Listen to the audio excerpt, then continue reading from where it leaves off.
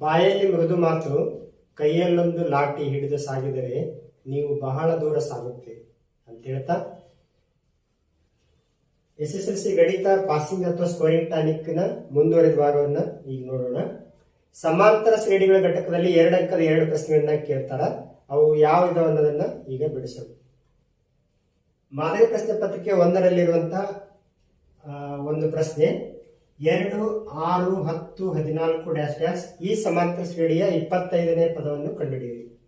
ಬಹಳ ಸರಳ ಇರ್ತವೆ ಈ 2 ಪ್ರಶ್ನೆಗಳು. ಮೊದಲಿಗೆ ದತ್ತಾಂಶವನ್ನು ಬರ್ಕೊಳ್ಳೋಣ.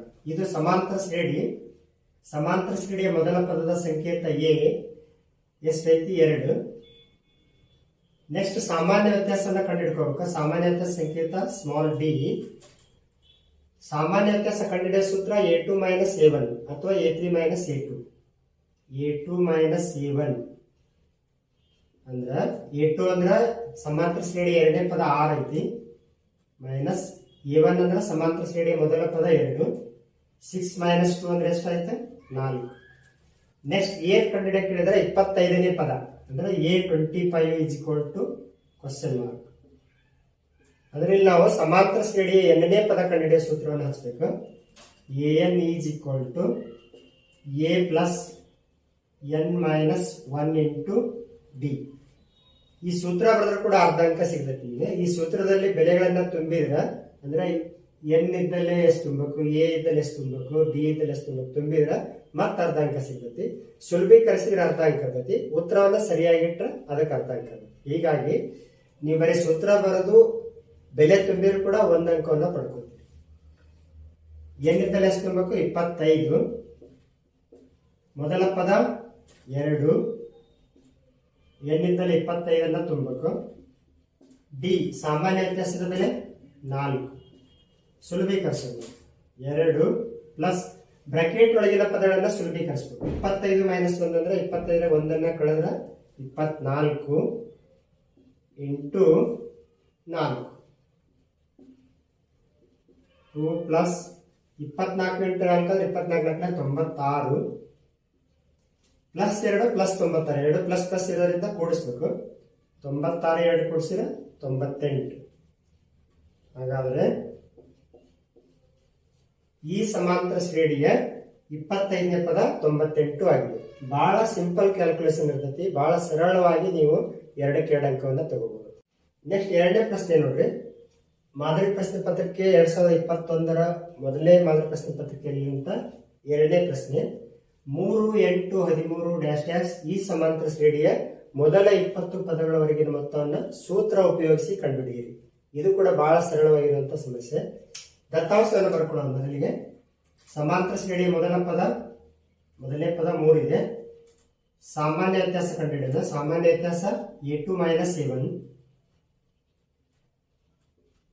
A2 ಅಂದ್ರೆ ಸಮಾಂತರ ಶ್ರೇಣಿ 2ನೇ ಪದ 8 ಮೈನಸ್ A1 ಮೊದಲ ಪದ 3 ಪ್ಲಸ್ 8 ಮೈನಸ್ 3. 1 ಪ್ಲಸ್ 1 ಮೈನಸ್ ಇದ್ರೆ ಕಳಿಬೇಕು. 8ರ 3 ಕಳೆದ್ರೆ 5 ಅಂದ್ರೆ ಸಾಮಾನ್ಯ ವ್ಯತ್ಯಾಸ 5 ಐತಿ. ಏನ್ ಕಂಡುಹಿಡಿಬೇಕಂದ್ರೆ ಮೊದಲ 20 ಪದಗಳವರೆಗಿನ ಮೊತ್ತ ಅಂದ್ರೆ S20 is equal to question mark.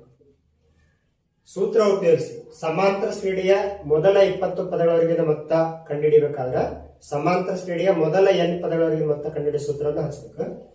ಅಂದ್ರೆ SN is equal to n/2 2a plus n minus 1 into D.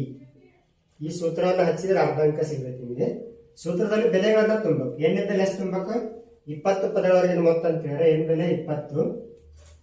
N ಇದ್ದಲ್ಲಿ ಸೂತ್ರದಲ್ಲಿ 20 ತುಂಬಬೇಕು.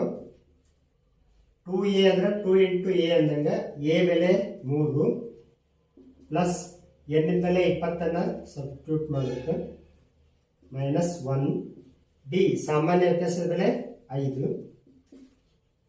20 ಅಪಾನ್ 2 ಅಂದ್ರೆ 2 1 2 10 20 10 2 3 6 ಪ್ಲಸ್ 20 ಮೈನಸ್ 1 ಅಂದ್ರೆ 20 1 ಕಳೆದ್ರೆ 19.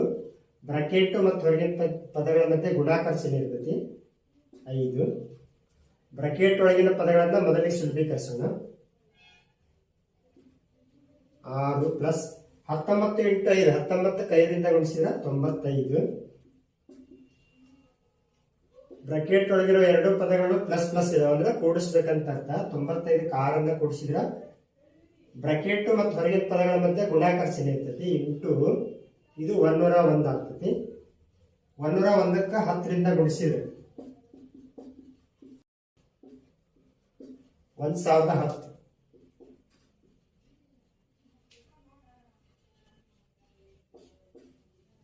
ಅಂದ್ರೆ 3 8 13 ಡ್ಯಾಶ್ ಡ್ಯಾಶ್ ಈ ಸಮಾಂತರ ಶ್ರೇಣಿಯ ಮೊದಲ 20 ಪದಗಳವರೆಗಿನ ಮೊತ್ತ 1010 ಆಗಿದೆ. 6ರಿಂದ ಭಾಗಿಸಲ್ಪಡುವ ಮೊದಲ 30 ಧನ ಪೂರ್ಣಾಂಕಗಳ ಮೊತ್ತವನ್ನು ಕಂಡುಹಿಡಿಯಿರಿ. ಮೊದಲಿಗೆ ನಾವು ಇದನ್ನ ಕೊಟ್ಟಿರುವ ಹೇಳಿಕೆಯನ್ನ ಸಮಾಂತರ ಶ್ರೇಣಿ ರೂಪದ ಬರ್ಕೋಬೇಕು.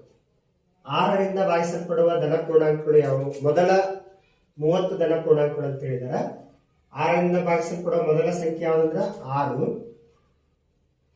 ನೆಕ್ಸ್ಟ್ 12 18 24 ಡ್ಯಾಶ್ ಡ್ಯಾಶ್ ಎಷ್ಟು ಪದಗಳವರೆಗೆ? ಮೊದಲ 30 ಅಂದ್ರೆ 30 ಪದಗಳವರೆಗೆ. ಮೊದಲಿಗೆ ಈ ತರ ಸಮಾಂತರ ಶ್ರೇಣಿ ಬರ್ಕೋಬೇಕು.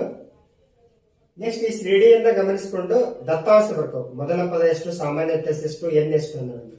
ಮೊದಲನೇ ಪದ 6 D is equal to A2 minus A1.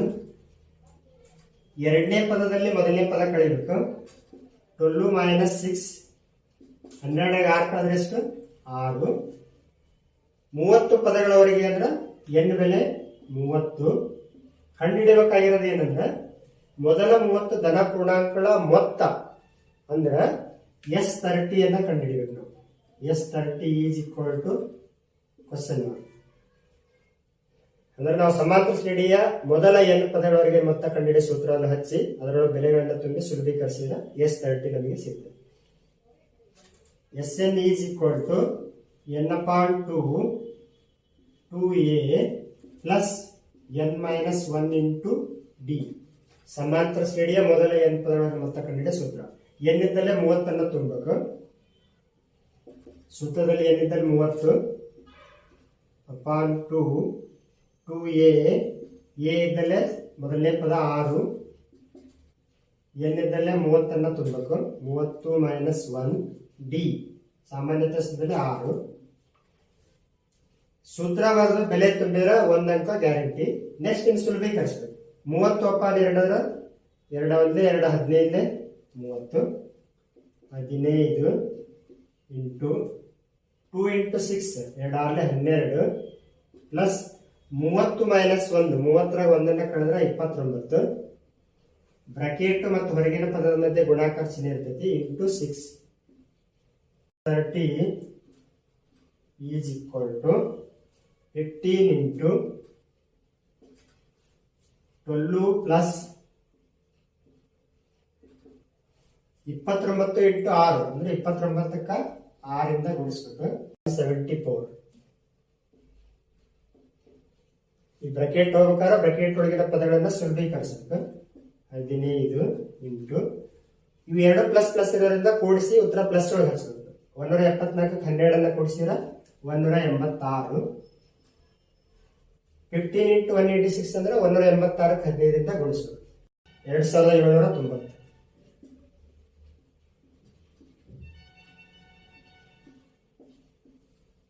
ಅಂದ್ರೆ ಇಲ್ಲಿ 6ರಿಂದ ಭಾಗಿಸಲ್ಪಡುವ ಮೊದಲ 30 ಧನ ಪೂರ್ಣಾಂಕಗಳ ಮೊತ್ತ 2790 ಆಗಿದೆ. ನೆಕ್ಸ್ಟ್ ಎರಡನೇ ಮಾದರಿ ಪ್ರಶ್ನೆ ಪತ್ರಿಕೆಯಲ್ಲಿ ಇರುವಂತಹ ಪ್ರಶ್ನೆ 2 7 12 ಡ್ಯಾಶ್ ಡ್ಯಾಶ್ ಈ ಸಮಾಂತರ ಶ್ರೇಣಿಯ 10ನೇ ಪದವನ್ನು ಸೂತ್ರ ಉಪಯೋಗಿಸಿ ಕಂಡುಹಿಡಿಯಿರಿ. ದತ್ತಾಂಶವನ್ನು ಬರ್ಕೊಳ್ಳೋಣ. ಮೊದಲಿಗೆ ಸಮಾಂತರ ಶ್ರೇಣಿಯ ಮೊದಲ ಪದ 2, ಸಾಮಾನ್ಯ ವ್ಯತ್ಯಾಸ A2 ಮೈನಸ್ A1 ಅಂದ್ರೆ ಎರಡನೇ ಪದದೊಳಗ ಮೊದಲನೇ ಪದವನ್ನು ಕಳಿಬೇಕು. ಎರಡನೇ ಪದ 7, ಮೊದಲನೇ ಪದ 2, 7 ಮೈನಸ್ 2 ಅಂದ್ರೆ 5. ಎಷ್ಟನೇ ಪದ ಕಂಡುಹಿಡಿಬೇಕಂದ್ರೆ 10ನೇ ಪದ ಅಂದ್ರೆ A10 ಅನ್ನ ಕಂಡುಹಿಡಿಬೇಕು. ಇದು ಮಾದರಿ ಲೆಕ್ಕ ಇದೆ. ಟೆಕ್ಸ್ಟ್ ಬುಕ್ ನಲ್ಲಿ ಇರುವಂತಹ ಮಾದರಿ ಲೆಕ್ಕವನ್ನು ಬಿಡಿಸೋದ್ರಿಂದ ಬಹಳಷ್ಟು ಅನುಕೂಲ ಐತಿ. ವಾರ್ಷಿಕ ಪರೀಕ್ಷೆಯಲ್ಲಿ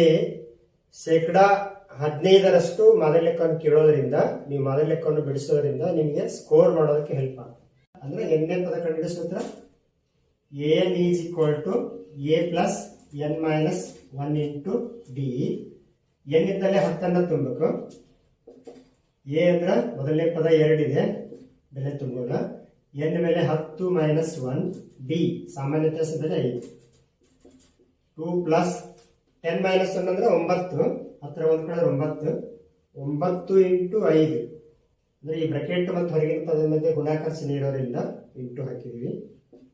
2 ಪ್ಲಸ್ 9 45. 2 ಪ್ಲಸ್ ಪ್ಲಸ್ ಇರೋದ್ರಿಂದ ಕೂಡಿಸ್ಬೇಕು. 45 2 47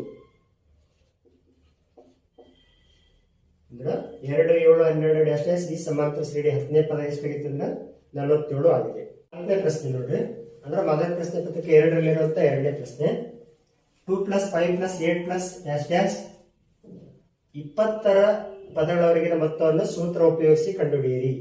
ಇದು ಸಮಾಂತರ ಶ್ರೇಣಿ. ಈ ಸಮಾಂತರ ಶ್ರೇಣಿಯ ಮೊದಲ 20 ಪದಗಳವರೆಗಿನ ಮೊತ್ತವನ್ನು ಕಂಡುಹಿಡಿಯಬೇಕು.